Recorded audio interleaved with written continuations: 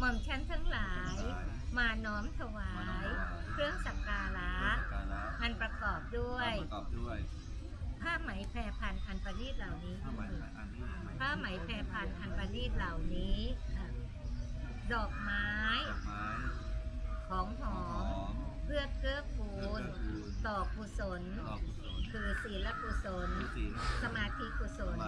ปัญญากุศลให้รุ่งเรืองไพบูรย์เข้าถึงมรรคผลนิพพานในการปัจจุบันชาตินี้ด้วยเถิด